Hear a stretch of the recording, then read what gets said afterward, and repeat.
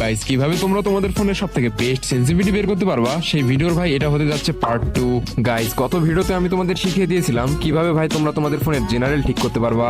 Guys এই ভিডিওতে আমি তোমাদের সাথে সেন্সি রিলেটেড কিছু বেসিক টপিক নিয়ে আলোচনা করব। আচ্ছা গাইস কেমন হবে আমি তোমাদের যদি বলি গেমের যে রেড ডট থাকে সেই রেড ডটের সাথে ভাই হেডশটের কোনো কানেকশনই নাই। এখন তোমরা ভাই বলবো ভাই এক্সুইং ভাই আপনি কি পাগল হয়ে গেছেন নাকি? ভাই সারা জীবন তো আমরা দেখে আসছি ভাই সবাই ভাই রেড ডট কম বেশি করতে বলে, এটা সেটা করতে বলে, রেড ডট কম বেশি না করলে ভাই আমাদের তো হেডশটই লাগে না।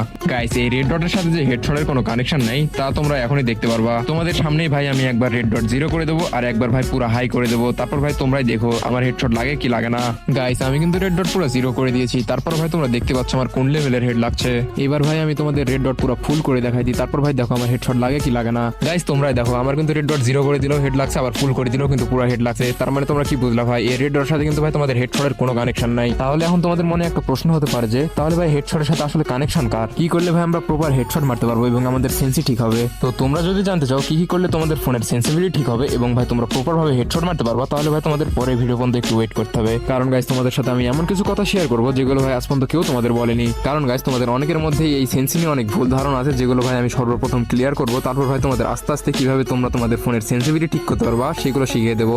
তাহলে দেখা হচ্ছে পরের ভিডিওতে, ততক্ষণ টাটা।